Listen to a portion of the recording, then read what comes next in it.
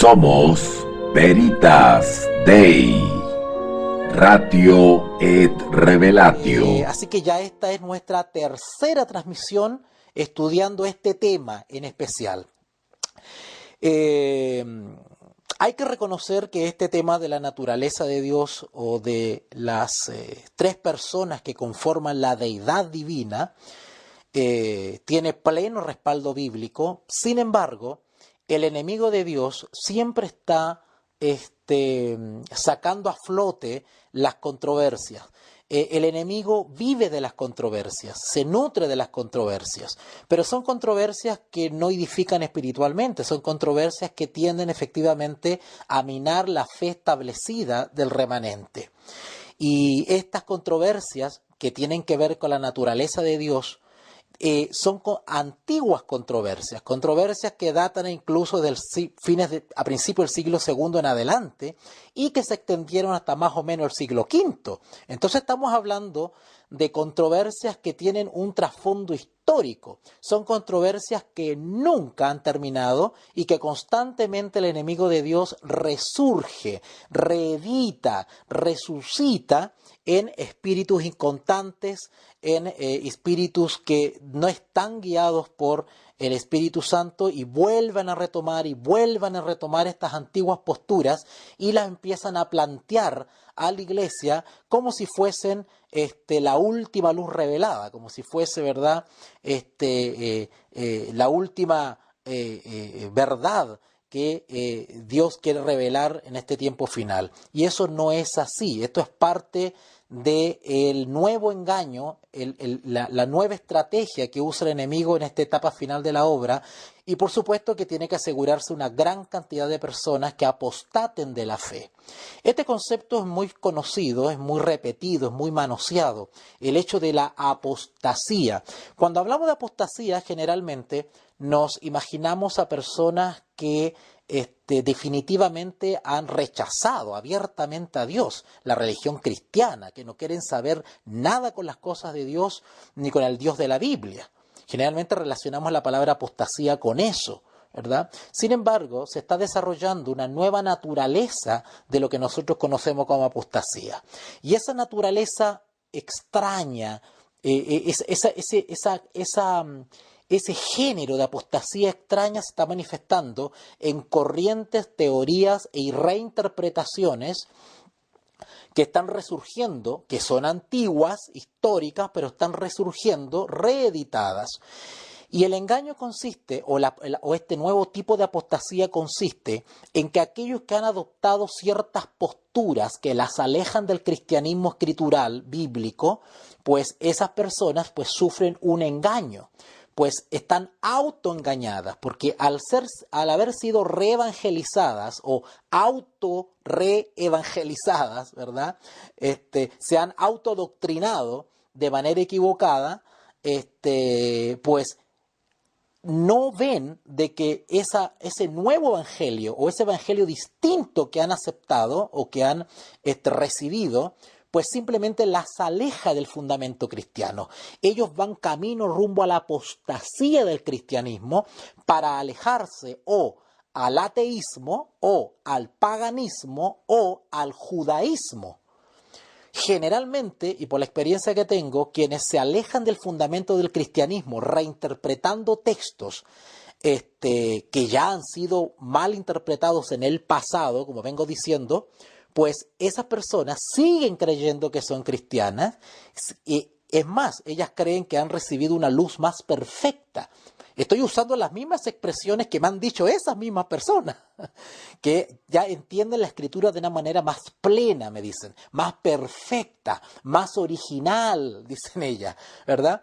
Pero sin embargo, esas nuevas interpretaciones o esas nuevas nociones que tienen de ciertos textos bíblicos, lo que están haciendo en realidad es alejarlas del cristianismo. O en otras palabras, son personas apostatadas, pero siguen creyendo que son cristianas o siguen siendo parte del cuerpo de Cristo. Es un tremendo engaño, es uno de los engaños más peligrosos, porque es mejor un apóstata declarado que dice no creo en Dios, rechazo todo lo que aprendí, no quiero saber nada con la Biblia, a alguien que profese ser cristiano y sin embargo cree en un evangelio espurio o en una serie o en una sarta de interpretaciones bíblicas ajenas a lo que los autores bíblicos han querido expresar. Esto es increíble lo que está sucediendo. Y en otras palabras, nosotros lo conocemos eso como un zarandeo. Y el zarandeo cada vez se va a ir perfeccionando más, en el sentido que es un zarandeo que engaña, es un zarandeo que disimula, es un zarandeo que personifica el cristianismo no siéndolo. Es tremendo. El zarandeo tiene muchas aristas. Y como está profetizado, lamentablemente, yo en ese sentido soy muy pesimista, como está profetizado, lamentablemente, quienes se vean envueltos en esta licuadora del zarandeo, lamentablemente será la gran parte de aquellos que profesan el cristianismo universal. Y me refiero al cristianismo universal cuando digo que se alejan o apostatan de los pilares básicos del cristianismo, no de una denominación en especial, sino que el movimiento del zarandeo es mucho más amplio que el simplemente mover a una persona de una denominación determinada. Estamos hablando de un zarandeo que está echando afuera del cuerpo de Cristo a miles de personas que están socavando los pilares de la fe cristiana, propiamente tal, como religión. Entonces esto es más grave de lo que nosotros creemos. Dios nos ha permitido estudiar y aprender sobre la naturaleza de Dios, sobre la deidad, sobre la eterna deidad de Dios y las tres personas que componen esa deidad. Y hemos visto también, nos hemos basado en Deuteronomio 29:29, donde el Señor Jesús simplemente nos dice de que las cosas reveladas son para nosotros y las secretas son para Dios. Ya hemos explicado latamente ese texto y otros más, como por ejemplo del apóstol Pablo, ¿verdad? Por allá en Corintios, si más no recuerdo, ¿verdad? Lo leímos ayer incluso, donde él dice que ahora vemos oscuramente, como en un espejo, no vemos de manera nítida y clara muchas cosas, pero pronto, quizás adelante, ¿verdad? Cuando lleguemos a esa situación plena, podremos conocer las cosas tal como son. En fin, estoy parafraseando el texto que vimos ayer a manera de resumen. También hemos visto que nuestro Dios es un Dios bastante especial. No es un Dios como los dioses paganos, como algunos hermanos confundidos o algunos hermanos que han sido salpicados con herejías, pues acusan a los cristianos. Hay una tendencia, hay una moda, hay un pensamiento que se está haciendo hegemónico en el ambiente cristiano, donde prácticamente se quiere lapidar a los cristianos que creemos en la deidad bíblica, en la Trinidad bíblica, ¿verdad? En las tres personas de la deidad. Y prácticamente nos acusan o nos calumnian de ser babilónicos, de ser paganos, porque dicen ellos que creemos en tres dioses. Bueno, ayer estudiamos la confusión de ese juego de palabras y que en realidad los que se están constituyendo en paganos son ellos, en realidad, porque ellos están reinterpretando la Escritura en base a doctrinas de hombres. Sin embargo, los cristianos que creemos en la palabra de Dios y creemos en las tres personas que conforman la deidad, pues nosotros sacamos nuestras enseñanzas de la sola Escritura, no de lo que se enseñó, no de lo que enseñó Sabelio, de lo que enseñó Nestorio, ¿verdad? De lo que enseñó Marción, de lo que enseñó Arrio, ¿verdad? Nosotros no creemos lo que enseñaron ellos, las interpretaciones que ellos dieron. Nosotros creemos lo que dice la Escritura. Sin embargo, nuestros hermanos confundidos o los hermanos que han aceptado las herejías como evangelio verdadero y primitivo, ellos están basando sus interpretaciones, sus nociones de la deidad en explicaciones ya probadamente torcidas, ¿verdad?, de estos autores que acabo de nombrar. Entonces, pues lo que estamos haciendo es simplemente ratificar y confirmar a los hermanos en los pilares firmemente establecidos en la palabra de Dios.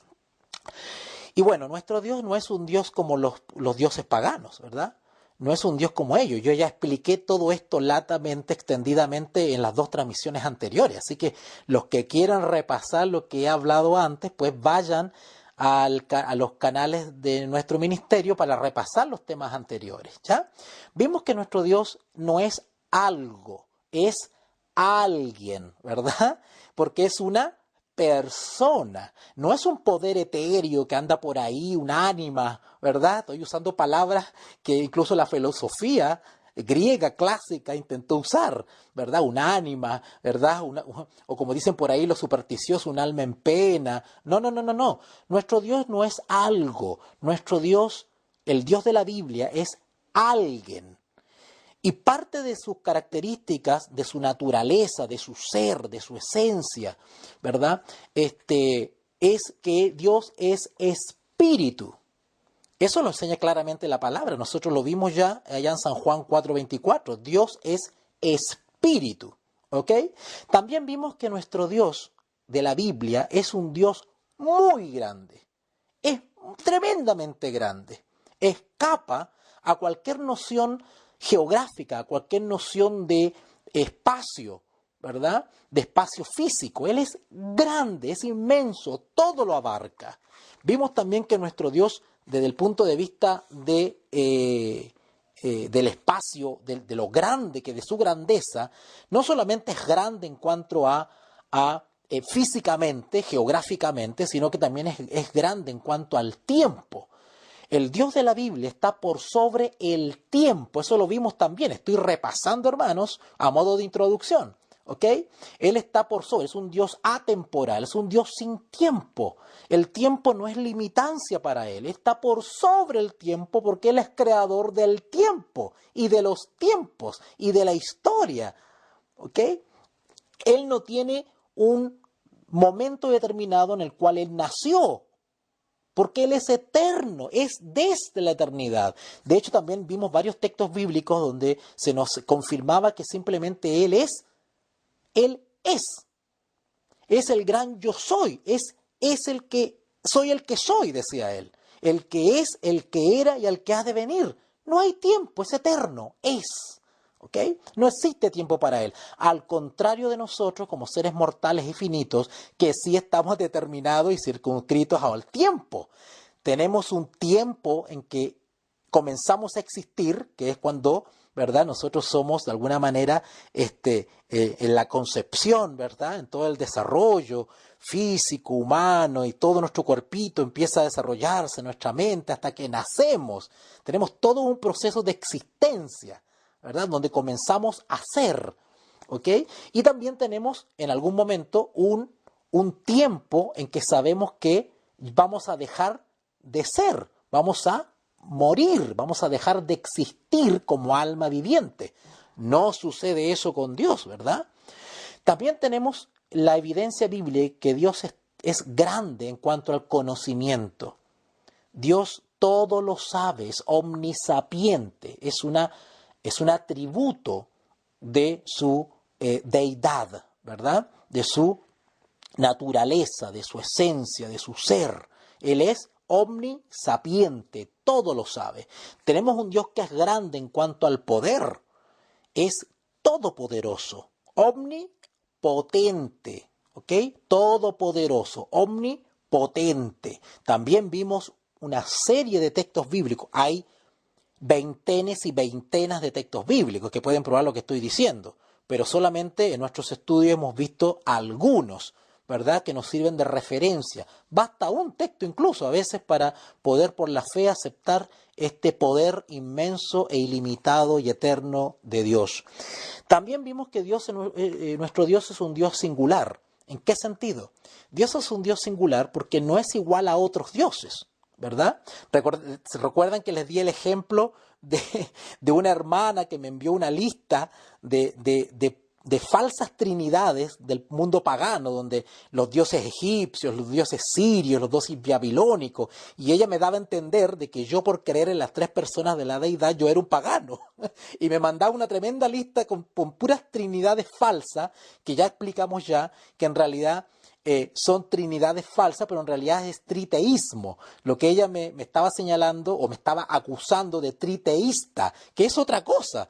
Los cristianos no somos triteístas, ¿verdad? Creemos en la deidad y creemos en las tres personas de la deidad. Y nuestra deidad bíblica no tiene nada que ver con las deidades paganas, porque las deidades paganas se representan. Todas incluso las falsas trinidades paganas se representan físicamente con cabeza de gato, los egipcios, ¿verdad? Con cuerpo de águila, con cuerpo de esto, con patas de león, ¿no es cierto? Mitad león, mitad humano. Todas las deidades paganas tienen características propias que no tienen nada que ver con la deidad o trinidad bíblica, no tienen nada que ver, pero por ignorancia cultural, histórica, bíblica, ciertos hermanos confundidos están relacionando peras con manzanas y están haciendo falsas acusaciones a los cristianos que defendemos la sana doctrina. Así que nuestro Dios como característica es singular. Nuestro Dios no tiene nada que ver con los dioses paganos y es absurdo, incluso irrisorio, el querer desprestigiar el cristianismo bíblico o a los cristianos bíblicos relacionándolos con las deidades paganas o intentando hacer un símil, un paralelo, ¿verdad? Es absurdo. Realmente es muy fácil desmantelar los argumentos de nuestros hermanos herejes. Cuando digo digo hermanos herejes porque en realidad tengo la esperanza de que ellos puedan otra vez volver al cristianismo y salir de la confusión en la que están. Por eso les digo los hermanos herejes, para no ser tan tajante con ellos, ¿verdad? Los hermanos herejes o los hermanos confundidos. Así que, pero bueno, continuemos. Decía que nuestro Dios bíblico es un Dios singular, y es singular en varios aspectos, bueno, en muchos aspectos, pero solamente le voy a nombrar algunos. Estudiamos en una grabación pasada, en una transmisión pasada, que nuestro Dios es singular en cuanto a que es santo. Eso ya es una diferencia tremenda con los dioses paganos. Los dioses paganos en realidad no eran muy santos que digamos. Quienes tenemos estudio en filosofía clásica, ¿verdad? Sabemos que los dioses paganos tenían características bastante perversas. Ustedes pueden leer cualquier libro de mitología griega y pueden darse cuenta que los dioses paganos se asesinaban entre ellos, tenían problemas, intrigas familiares, la madre se relacionaba sexualmente con el hijo mataba a la madre, al padre. Por favor, tremendos cosas. Ustedes pueden ver, por ejemplo, la historia de Aquiles, ustedes pueden ver la historia de Edipo, en fin. Yo los invito a que escudriñen un poquito sobre la mitología griega o la mitología romana. Eran tremendos dioses perversos. Sin embargo, nuestro Dios bíblico es santo. Santo. Y vimos varios versículos bíblicos que probaban esa hermosa característica única de nuestro santo Dios. Dios es santo, el Dios cristiano es santo, no tiene ninguna comparación con los dioses paganos. De ahí la conclusión de nuestros hermanos confundidos, nuestros hermanos herejes, de que ellos, al intentar, por ignorancia, relacionar a los cristianos bíblicos con el paganismo y con los dioses paganos, pues realmente están cometiendo una tremenda falta de respeto al rebajar a Dios. Y realmente ellos son los que están creyendo realmente en un Dios equivocado. Qué lamentable. Otra característica de nuestro Dios es que es un Dios justo. Es un Dios tremendamente justo. Vuelvo a citar el mismo ejemplo. Si ustedes van a escudriñar o a leer un poquitito sobre la mitología griega, la mitología caldea, la mitología siriaca, la mitología babilónica, la mitología, ¿cómo se llaman estos? No me acuerdo ahora, no lo puedo recordarlo ahora. Bueno, el pueblo primitivo que surgió, el cual derivó en Turquía, ¿ok? Bueno, ya me voy a acordar ya. En fin, todos los pueblos que nosotros consideramos paganos, ¿vale? Bueno, cuando tú estudias la mitología de los pueblos paganos, es decir, que no tenían, que no eran Israel, ya, por decir otra cosa, que no eran de la religión verdadera, ¿no es cierto?, del Dios verdadero, ustedes van a dar cuenta que eran dioses tremendamente injustos. Sus condenas y sus juicios eran realmente patéticos. Nada que ver con nuestro Dios, que es un Dios justo. Y también vimos varios versículos que comprueban eso bíblicamente. Nuestro Dios es un Dios amante. Y lo vimos también, ¿verdad? ¿Quién no se acuerda de ese famoso versículo de primera de Juan 4? ¿Verdad? Cuando dice Dios es amor. Y no tiene nada que ver con los dioses paganos. ¿Se acuerdan ustedes del dios Moloch? ¿Se acuerdan del dios Baal? Todos esos dioses eran tremendos, exigían sacrificios humanos. Incluso ahora último, todos los rituales y las liturgias religiosas de los incas, de los aztecas, de los mayas, eran tremendamente crueles. Nada que ver con nuestro amante Dios, que es su Dios de amor, que es todo lo hace, todo lo dice y todas sus acciones están movidas por el amor. Otra característica de nuestro gran Dios eterno es que Él es un Dios bueno. Será una palabra tan sencilla, ¿verdad? Poco teológica, pero es que así también lo dice la Escritura. Dios es un Dios bueno. Bueno es Jehová para con todos, dice ahí en Salmo 145:9. También lo estudiamos ya. También estudiamos que nuestro Dios es un Dios sabio. Interesante. Esa es una característica hermosa que no tiene ninguno de los otros dioses paganos. Dios es un Dios sabio. Si ustedes leen, por ejemplo, Daniel 2:20, que lo estudiamos también, ustedes van a leer que dice ahí, sea bendito el Dios de siglos en siglos, porque suyos son el poder y la sabiduría. Eso lo dice el profeta Daniel. Y también vimos otra característica impresionante de nuestro eterno Dios, y que Él es un Dios simplemente incomprensible. Ese es un aspecto que constantemente estoy enfatizando en estos estudios bíblicos que voy a llevar a cabo, porque justamente este es el punto que no comprenden muchos de nuestros amigos, de nuestros hermanos, sobre todo los hermanos confundidos o nuestros hermanos herejes, pues ellos no entienden justamente esta parte, esta característica de la naturaleza de Dios, que Dios es un Dios incomprensible. Y todos los argumentos que nuestros hermanos herejes están esgrimiendo en contra de las tres personas de la deidad bíblica es porque están basados en argumentos derivados de autores humanos. Ya los nombré recién, ¿se acuerdan? Marción, Arriano, Sabelio, Nestorio, en fin, toda esta gente, todos ellos elucubraron teorías distintas entre sí, porque entre ellos se ponían de acuerdo para poder ir más allá de lo que Dios reveló. Ellos, en su hiperracionalismo, intentaron dar respuesta definitiva y concreta a algo que la misma Biblia enseña que es un secreto, es un misterio, porque hay cierto aspecto de la revelación, sobre todo lo que tiene que ver con la naturaleza de Dios, que simplemente es incomprensible para la raza humana. Simplemente así, sencillo.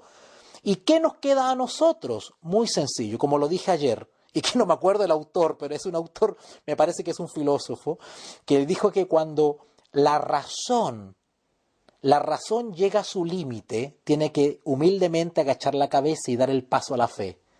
Qué hermoso, ¿verdad? Qué lindo. No me acuerdo del autor, prometo que voy a otra vez a investigar de dónde lo leí, pero me quedó grabado eso. Dios nos ha dotado de razón, de inteligencia, de raciocinio e inteligencia, ¿verdad? Pero esta tiene un límite. Cuando la razón y la inteligencia llega a un límite, no estamos autorizados a elucubrar nuestras propias conclusiones y teorías, porque corremos el riesgo justamente de caer en lo que cayó efectivamente Adán, nuestro primer padre, que él quiso ir mucho más allá por la ambición de alcanzar sabiduría, cuando a él se le puso un límite, ¿verdad? Bueno, la naturaleza de Dios, el tema de la naturaleza de Dios y su eterna deidad también tiene límites. ¿Hasta dónde Dios nos ha permitido estudiar y comprender su naturaleza y su eterna deidad? Hasta lo que Él ha revelado en su palabra. Si nos atrevemos a cruzar esa frontera, corremos el riesgo simplemente de ser víctima de otro espíritu. Y el Espíritu Santo se aleja de nosotros. ¿Y quién toma el lugar del Espíritu Santo en nuestra vida? Otro espíritu. Y ese es el espíritu que está guiando en este momento a miles y miles de personas que creen tener la respuesta respecto a la deidad o trinidad bíblica, ¿verdad? Y entre ellos hay distintos aspectos que ya los voy a ir tocando en estudios posteriores, porque vamos a ir analizando cómo se fue desarrollando toda esta mezcolanza históricamente, y ahora hoy en día hay hermanos que creen que se han comido la última guinda de la torta y no están más que repitiendo como papagayo las antiguas herejías, ¿verdad?, que se propusieron tiempos pasados sobre este tema. Es lamentable.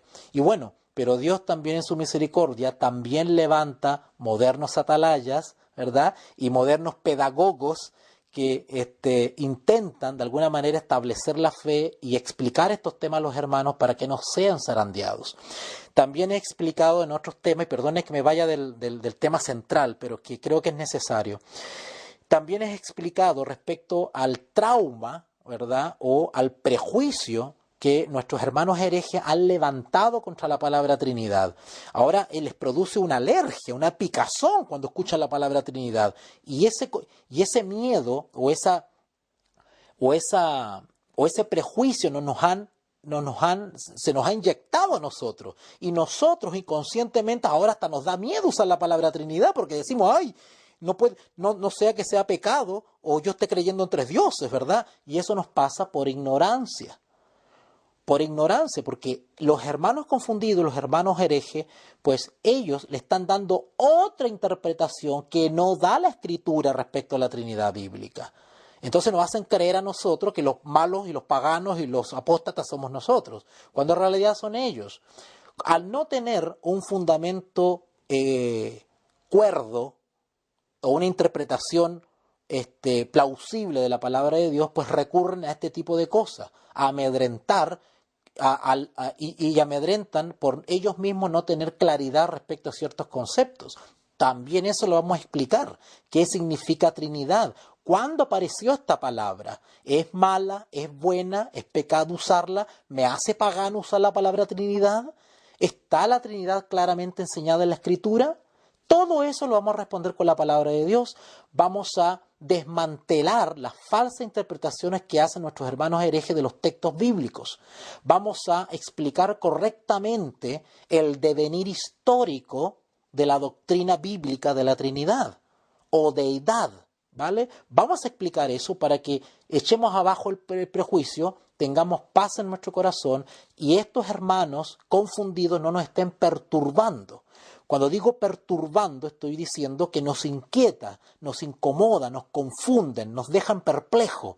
No permitamos que eso suceda porque nosotros tenemos que tener absoluta confianza, certeza y convicción de lo que la palabra de Dios nos enseña. Así que vamos a explicar las cosas de manera inteligente, sin fanatismo, como nuestros hermanos herejes que nos quieren realmente inculcar. ¿Ok? Así que paciencia y los invito a participar de estos estudios. Así que bueno, estudiamos también que una hermosa característica de nuestro Dios es que Él simplemente es incomprensible. ¿Ok? Bueno, esta media hora que me he tomado de introducción, y que es bastante en realidad, vamos a ver si alcanzo a ver todo el tema hoy día que tenía planeado ver, pero bueno, hasta donde podamos. ¿Les parece? Bueno, iniciemos entonces a analizar un poquitito el tema de hoy. Con el tema de hoy quiero sentar las bases de algo, y con esto ya nos empezamos a meter en terreno, en terreno de lo que tiene que ver con la deidad o la Trinidad bíblica. Vamos a ver algo que tiene que ver con también un aspecto de nuestro Dios, y es una característica del Dios cristiano, no así del Dios budista, del Dios pagano y todos los dioses de todas las tradiciones paganas que existen y han habido, y hay algunas que están extintas pero siguen resucitando sus deidades. Por ejemplo, los druidas ya no existen y sin embargo los siguen publicando y los siguen investigando, y hay gente hasta que ha creado congregaciones druidas. Es impresionante. Bueno, vamos a ver una característica de nuestro Dios. En este caso ya entramos a identificar claramente la deidad. La deidad tiene una característica, y que nuestro Dios es uno. Un adulto le preguntaba a un niño, ¿cuántos dioses hay? Y el niño le respondía, uno. Y el adulto le dijo, bueno, ¿y cómo sabes eso? Porque solo hay espacio para uno, porque Él llena el cielo y la tierra. Qué inocente, ¿verdad? Qué lindo, qué sanito, qué santo. Bueno, algo así es lo que vamos a ver ahora, ¿verdad? Porque no hay verdad en la Escritura que se enseñe con más claridad que esta. No hay sino un solo Dios que realmente exista. Todos los demás dioses de origen humano son falsos. Por eso que es absurdo cuando los hermanos confundidos y los hermanos herejes nos dicen, ay no, ustedes son paganos, son babilónicos porque ustedes creen en tres dioses, ¿verdad? En el fondo nos están calumniando porque nos están acusando de politeístas, nos están acusando de triteístas, que nosotros creemos en tres dioses, y esa es una tremenda confusión, y que no los culpo, porque hay hermanos que son inmaduros en la fe, tienen poca experiencia, no han recibido realmente una instrucción bíblica a los pies de Cristo, y por lo tanto, de alguna manera, si bien hay que oponerse a ellos, y hay que defender la sana doctrina, pero también hay que verlos con mucha misericordia, ¿ok? Así que vamos ya aclarando esas cosas, ¿ok? Así que no hay verdad mejor establecida en la Escritura de que Dios es uno. Yo creo que ahí estamos todos de acuerdo, ¿verdad? Hay un solo Dios verdadero, un solo Dios, no hay otro, ¿verdad? Si esto no fuera así, tendríamos que suponer que hay más dioses más dioses, ¿verdad? Que no solamente tenemos al Dios cristiano, es como lo que nos quiere hacer creer el ecumenismo, por ejemplo, ¿verdad? Esta especie de sincretismo, ¿verdad? No, que todos los dioses son válidos, o como dijo el Papa una vez, ¿verdad? Que en cada religión hay algo de verdad, dice, hay algo de la presencia de Dios. ¿Ah? Eso es mentira, eso no es verdad.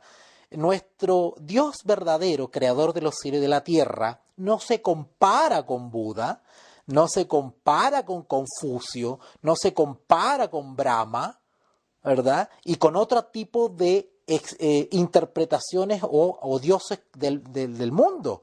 Nada que ver.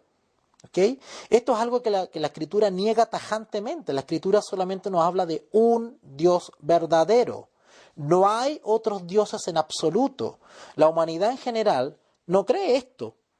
Claro, todo se ha vuelto líquido, por decirlo así, como decía como dice, o, no, o decía, o que creo que ya falleció, el famoso sociólogo Zygmunt Bauman, ¿verdad? Quienes me están escuchando y han estudiado sociología saben a qué me refiero, ¿verdad? Zygmunt Bauman. Pueden buscarlo en cualquier librería, tiene libros bien interesantes. Él habla de una teoría que se llama la teoría líquida, de las sociedades líquidas. Y del punto de vista de la religión, él dice que ahora la religión también es líquida. Claro que a la gente le da lo mismo cualquier Dios, porque el asunto es creer en una divinidad. Así que un día puedo ser cristiano y otro día puedo ser católico y otro día puedo ser evangélico y otro día puedo ser budista y otro día puedo ser Krishna y da lo mismo. O sea, puede haber un tránsito entre distintas creencias y me da lo mismo, ¿verdad? El asunto es creer en algo divino, ¿verdad? En un Dios, dicen ellos. No es así. La palabra de Dios no nos enseña ese tipo de relajo, ¿verdad? Esa cosa media fluida. No. Está firmemente establecido en la palabra de Dios que Dios hay uno solo y no hay muchos dioses verdaderos. Hay un solo Dios verdadero, ¿vale? Pero el mundo está en otra. Está dividido en innumerables dioses falsos. Ninguno de esos es un verdadero Dios. Ninguno de estos es un Dios viviente. Todos los dioses paganos, todos los dioses, aparte del Dios de la Biblia, son dioses falsos, muertos. ¿Ok? Si ustedes me acompañan a Deuteronomio 6:4, vamos para allá, a Deuteronomio 6:4. Seguramente es un texto que ustedes conocen, pero siempre es bueno repasar estos textos porque refrescan el alma. ¿Ah? No caigamos en eso, no, ya lo conozco, no lo voy a buscar. No. Vamos a buscarlo, es rico repasar esos textos que siempre hemos repetido, que ya los conocemos, porque nunca se sabe cuándo podemos extraerle nuevas riquezas, ¿verdad? Si vamos a Deuteronomio capítulo 6, versículo 4, dice así: Oye, oh Israel. Bueno, el "oh" se lo agregué yo, ¿verdad? Es que estoy inspirado. Oye Israel, Jehová nuestro Dios, Jehová uno es. ¡Qué hermoso texto! ¡Qué lindo! ¡Qué hermoso! ¿Saben ustedes que a los niñitos judíos israelitas, de pequeñitos se les enseñaba esto como recitado, así se lo sabían de memoria? ¿Ah? Oye Israel, Jehová nuestro Dios, Jehová uno es. ¡Qué lindo, qué hermoso! Y nosotros como cristianos también creemos lo mismo. Creemos que Jehová nuestro Dios, Jehová uno es. Pero quiero hacer un pequeño paréntesis con este texto. Nuestros hermanos confundidos o hermanos herejes, no todos en realidad, pero sí una gran mayoría, lamentablemente caen en las pasiones, caen en los impulsos poco pensantes, y eso se llama fanatismo. ¿Y qué hacen ellos? Porque como ellos están en contra de las tres personas de la deidad enseñadas claramente en la Escritura, entonces se van a un extremo. Entonces ellos caen en lo que se ha denominado hoy día, o se denominaba antiguamente el monarquismo. ¿Ah? El monarquismo viene de monarca, para defender que hay un solo rey, un solo Dios, y de ahí no se salen, ¿verdad? Ese es un extremo, ¿verdad? Hoy en día se conoce como la unicidad. Lo que pasa es que la palabra unicidad, yo no quiero tocar estos términos así medios complicaditos, medios teológicos, porque yo sé que no todos los manejan, pero si los llego a tocar, los voy a explicar, ¿ya? Para que todos los entendamos.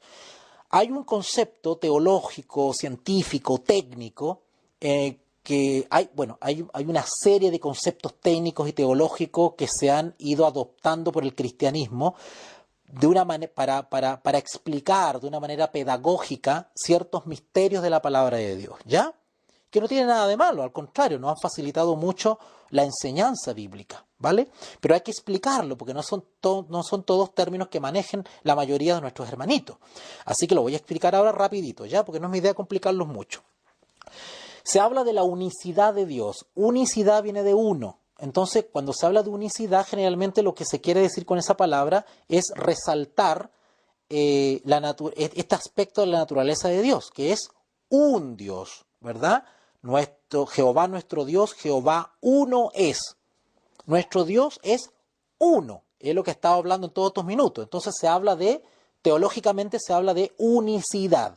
Lo que pasa es que ahora el término unicidad lo han adoptado, se lo han adueñado, por decirlo así, ciertas corrientes extremistas del cristianismo herético, que se fueron a un extremo a un extremo del cristianismo y han dicho: no, hay un solo Dios, nada de tres personas, ni siquiera dos, uno solo. Y de ahí, de esa postura errada y extrema, derivan un montón de otros errores más, ¿verdad? Ok, otros errores más. Así que voy explicando esto. ¿Por qué explico esto? Porque a raíz de este versículo, Deuteronomio 6:4, que es un hermoso versículo, pues se agarran justamente para justificar esas posturas que ellos tienen. De hecho, la gran mayoría de los hermanos que adoptan este tipo de postura, pues tienden a apostatar del cristianismo, aunque ellos psicológicamente siguen creyendo que son cristianos. Pero en la práctica muchos de ellos comienzan a alejarse del cristianismo y comienzan a judaizarse, que se llama. Cuando yo digo judaizarse, quiere decir que ellos se sienten más identificados con la religión judía.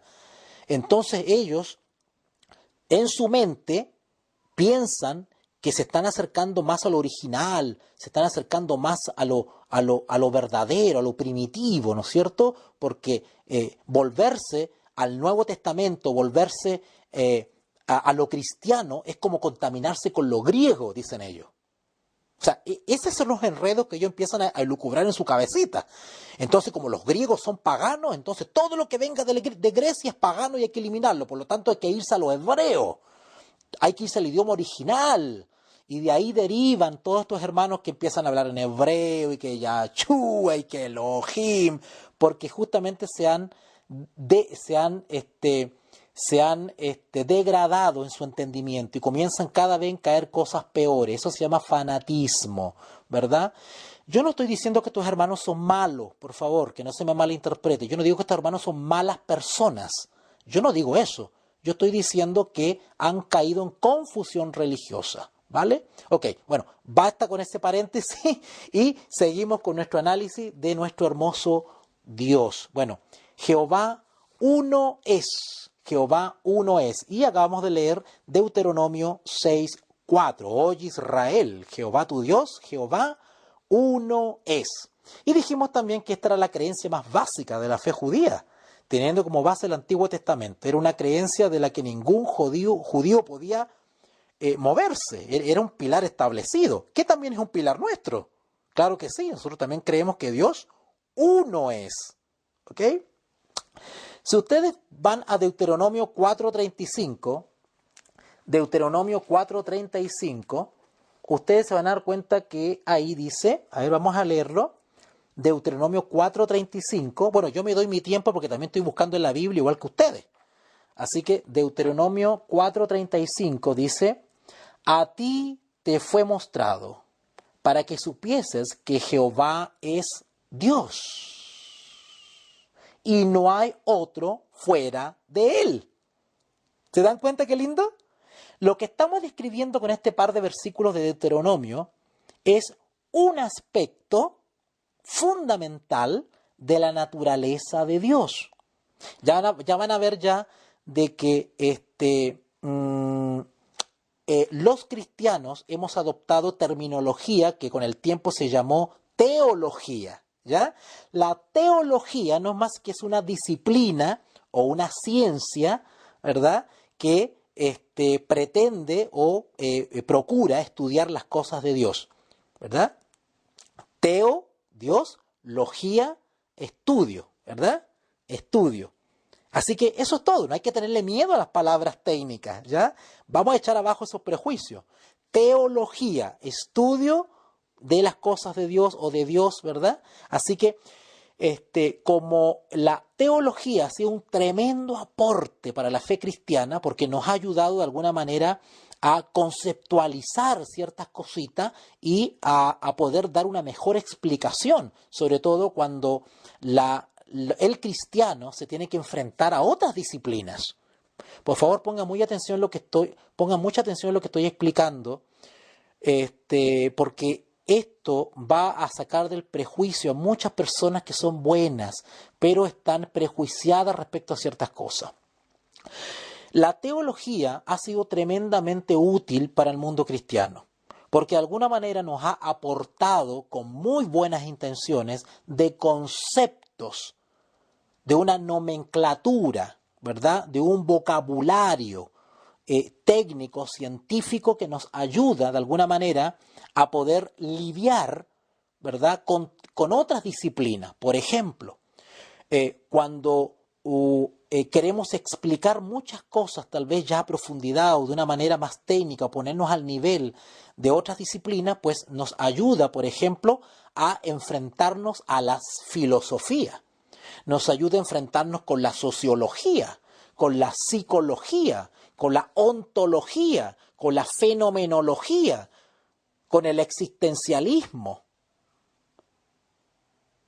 con las matemáticas, con varios tipos de disciplinas o ciencias.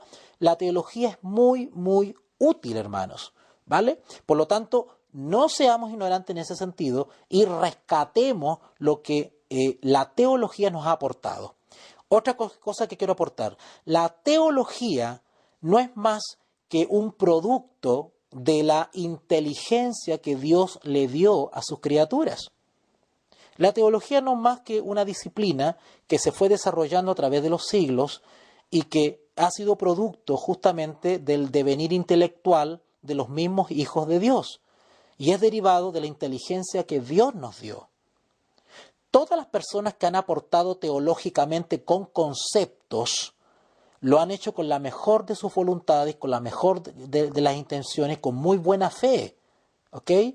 Sin embargo, las corrientes fanáticas y heréticas actuales están intentando prejuiciar al mundo cristiano contra la teología, ¿vale? Y por eso que la teología ha aportado con distintos conceptos. Por ejemplo, ha aportado, por ejemplo, con el concepto de hermenéutica, ¿verdad? Es una palabra que suena súper complicada.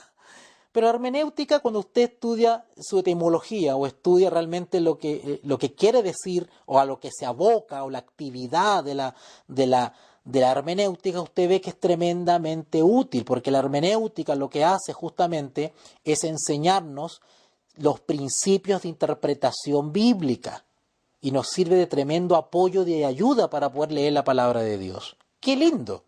También la teología, por ejemplo, nos ha aportado con otro concepto que se llama exégesis, ¿verdad? Exégesis, ya hay distintas escuelas de interpretación, ¿verdad? Ok, y así podríamos seguir con palabras teológicas que nos han ayudado a poder explicar lo inexplicable. Por ejemplo, la naturaleza de Dios, su eterna deidad. Las tres personas de la deidad no podríamos humanamente explicarla sin ayuda de la teología, porque nos ha aportado muchos conceptos que de alguna manera nos ayudan a describir lo que no se puede describir. ¿Se acuerdan? Porque como Dios es un Dios incomprensible del punto de vista de su naturaleza, pues humanamente somos súper limitados en cuanto al lenguaje para poder describir algo que escapa a nuestro entendimiento. Bueno, la teología nos ha ayudado un poquitito en eso y ha aportado con términos, por ejemplo, esencia, ¿verdad? Ha desarrollado la palabra persona, teos, ¿no es cierto? En fin. Vamos a seguir entonces. Si ustedes se dan cuenta, en el caso de Deuteronomio, cuando hablamos de que, oh Israel, Jehová, tu Dios, Jehová uno es, los judíos siempre recordarían el tiempo cuando fue indicado el glorioso templo de Salomón. Ellos siempre tenían presente cómo Dios había obrado, este Dios único, distinto a los demás, había obrado en medio de ellos. Si ustedes van a Primera de Reyes, por ejemplo, vamos a Primera de Reyes. Vamos a Primera de Reyes. Capítulo 8, vamos para allá. Primera de Reyes, capítulo 8. Si ustedes se fijan ahí, en Primera de Reyes, capítulo 8, versículo 57, dice así. 57 y 60. 57 dice, esté con nosotros Jehová nuestro Dios, como estuvo con nuestros padres, y no nos desampare ni nos deje.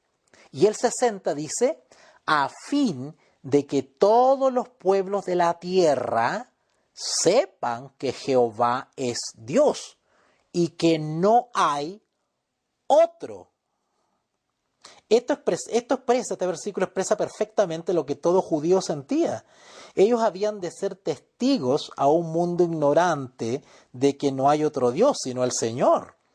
Recordarían los días del gran profeta Isaías, ¿verdad? Las palabras que Dios les habló, así dice Jehová, Rey de Israel, y su Redentor, Jehová de los ejércitos, yo soy el primero, y yo soy el postrero, y fuera de mí no hay Dios. ¿Recuerdan esas palabras de Isaías 44:6?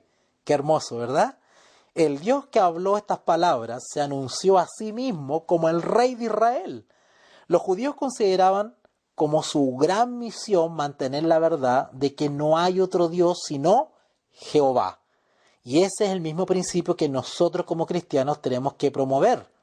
Si ustedes van a Isaías 45:5, vamos para allá. En Isaías 45:5 hay un texto maravilloso que confirma justamente lo que estamos estudiando acá. Isaías 45, versículos 5 y 6. Isaías 45, versículos 5 y 6. Dice así, yo soy Jehová, y ninguno más hay, no hay Dios fuera de mí. Yo te ceñiré, aunque tú no me conociste. El 6. Para que se sepa desde el nacimiento del sol y hasta donde se pone que no hay más que yo Jehová, y ninguno más que yo. Ese es el Dios en el cual creemos los cristianos bíblicos, que consideramos la palabra de Dios como nuestra autoridad. Jesús mismo fue criado en ese conocimiento y amor y respeto por las Escrituras y sumisión por la Escritura del Antiguo Testamento. Recuerden que no estaba escrito el Nuevo, ¿verdad? Nuestro Señor Jesús fue educado en el Antiguo Testamento, como dicen algunos, el Primer Testamento. Y consistentemente mantuvo esa verdad. Jesús sostuvo esa verdad. La confesión de singularidad de Dios fue algo que expresó sin reserva con sus labios. Vamos a leerlo en Marcos. Vamos a ver lo que dijo Jesús de Dios. A ver, vamos a ver lo que dijo de su Padre. Marcos, vamos para allá. Marcos, capítulo 12. Marcos, capítulo 12. Versículos 29 al 32. ¡Wow! Vamos a leer esto. Vamos a gozar en la palabra de Dios. Antes de leer, quiero señalarles algo. El estudio de la naturaleza de Dios, de su eterna deidad y de sus tres personas que conforman esta eterna deidad, tiene que ser para nosotros un motivo de gozo y de alegría, porque profundizamos en la naturaleza y el carácter de nuestro Dios. Sin embargo, hay algunos que nos quieren perturbar y quieren que perdamos la fe en este tema.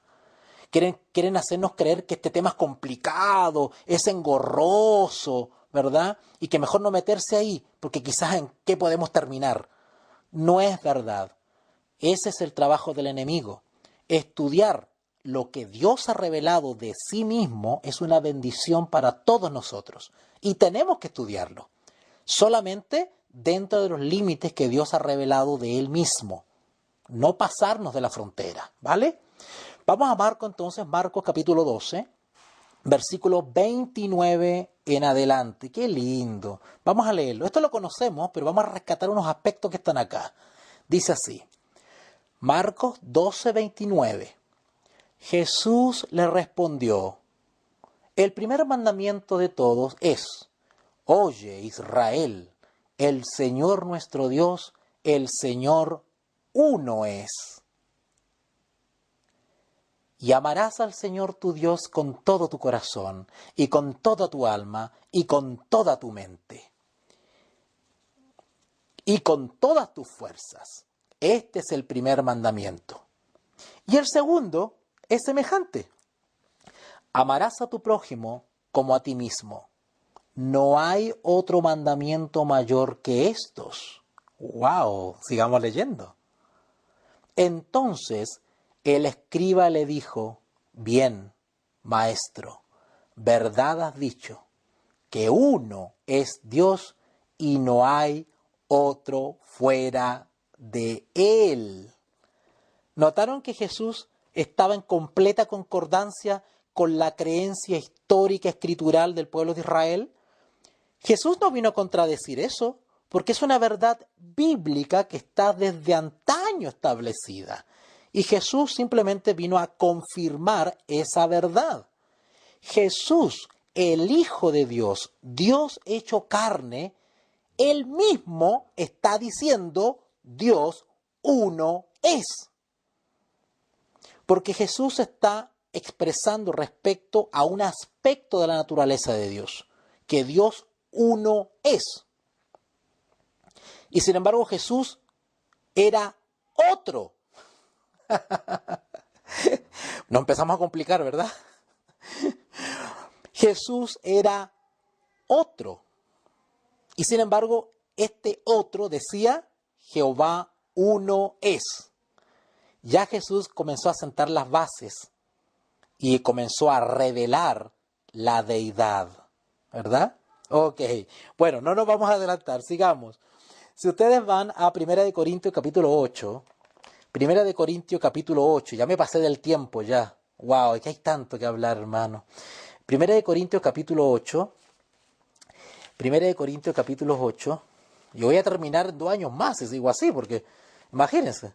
1 Corintios capítulo 8, versículos 4 en adelante. Pongan atención a estos textos porque son muy reveladores. 1 Corintios capítulo 8, versículos del 4 al 6. Dice así. Acerca pues de las viandas que se sacrifican a los ídolos, sabemos que un ídolo nada es en el mundo y que no hay más que un Dios. Está hablando el apóstol Pablo, confirmando el principio, ¿verdad?, que leímos en Deuteronomio. Jehová uno es. Sigue diciendo el versículo 5.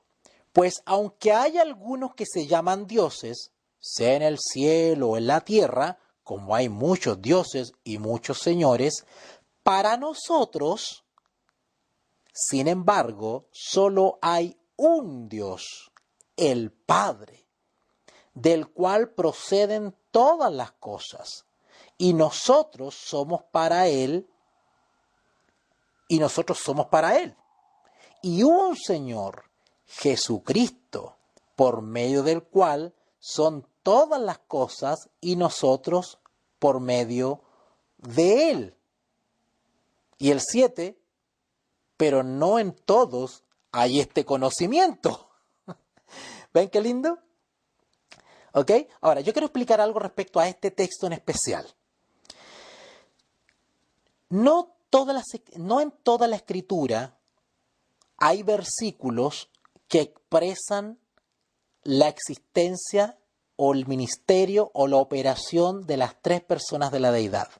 No en todos los textos bíblicos. Acá acabamos de leer 2 o 3 textos bíblicos donde se nombra tácitamente al Padre y al Hijo. Pero el hecho de que este texto y otros más que hay solamente citen al Padre y al Hijo no quiere decir que el Espíritu Santo no existe. Creo que eso ustedes y yo lo reconocemos. La Escritura está llena de textos donde se nos describe el ministerio y la operación como persona, aunque no tenga cuerpo material, como persona del Espíritu Santo. Bueno, ¿qué está sucediendo? Nuestros hermanos confundidos o hermanos herejes que han apostatado del cristianismo o se han movido de la plataforma del cristianismo, una de las estrategias que usan es justamente tomar estos textos donde solamente se habla del Padre y el Hijo para justamente atacar o ignorar el ministerio y la persona del Espíritu Santo. Qué triste, ¿verdad? Qué lamentable. Y como ellos tienen distintos matices, porque ellos tienen tantas corrientes como puntas tiene un erizo, porque entre ellos se ponen de acuerdo, hay algunos que dicen, no, si yo reconozco que el Espíritu Santo existe, claro que sí, pero no es persona, dicen. No es un tercero, dicen ellos. Bueno, todo eso lo vamos a ir explicando y vamos a desmantelar toda esa confusión que tienen estos hermanos, ¿vale? Es que son hermanos sinceros, ojo, vuelvo a repetir, yo no digo que son malos hermanos, son buenos hermanos, pero están en confusión religiosa y ellos tienen que salir de Babilonia, ¿ok? Bueno, sigamos, vamos con Efesios capítulo 4, vamos para allá, y allá yo creo que este es el último versículo, porque me pasé del tiempo ya. Efesios 4, 6, vamos a Efesios capítulo 4, versículo 6. Efesios capítulo 4, versículo 6. Y aquí también yo creo que voy a hacer un paréntesis también. Que voy a aprovechar de ir desmantelando toda la confusión religiosa que está perturbando la fe de los cristianos que creemos en la palabra de Dios. Efesios capítulo 4, versículo 6, dice así. A ver, vamos a leer. Ok, mira, voy a explicar algo antes de leerlo. En el capítulo 4 de Efesios, la mayoría de las Biblias en español se titula La unidad del Espíritu, dice. ¿Ya? La unidad del Espíritu. Hay otras versiones que dicen llamado la unidad o la unidad de la iglesia o algo así. ¿Bien?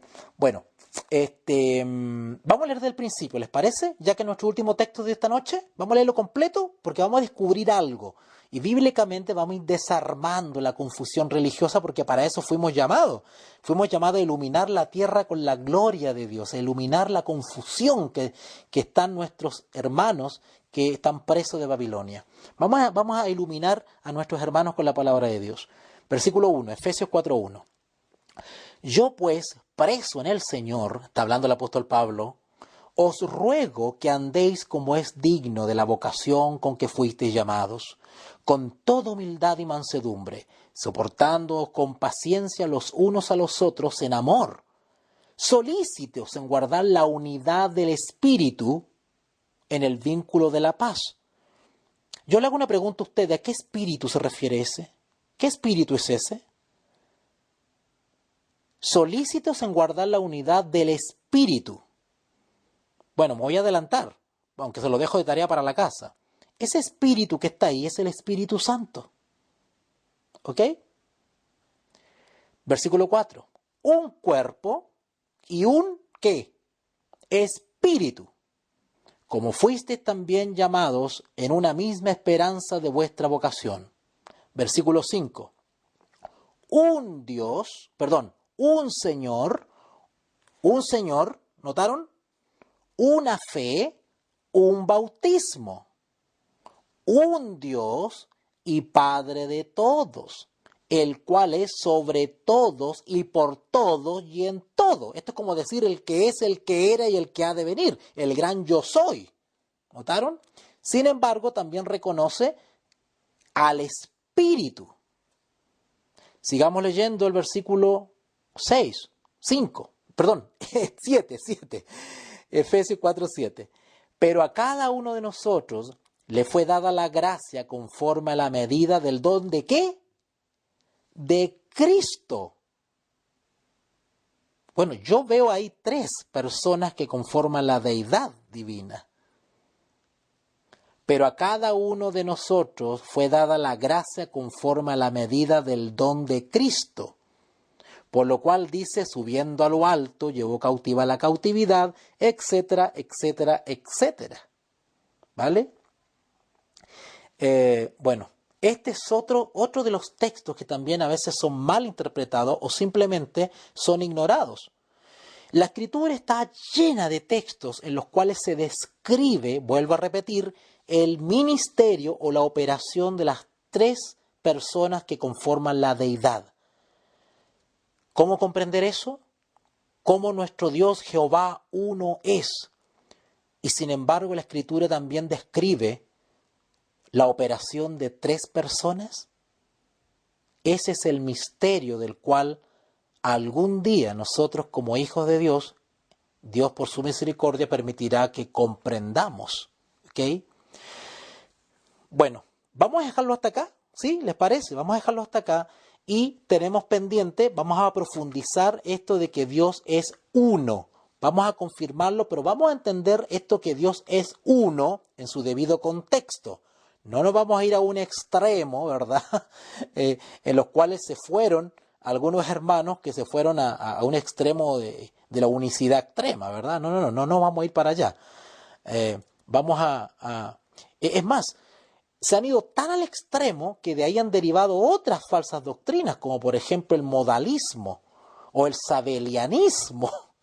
Y eso es por una mala comprensión de este mensaje de que Dios es uno. Nosotros vamos a estudiar el mismo mensaje, pero de manera equilibrada, lo que enseña la Escritura sobre que Dios es uno. Hoy día vimos un pedacito, ¿ya? Así que en una próxima transmisión vamos a profundizar con esto de que Dios es uno y un poquito más, ¿ya?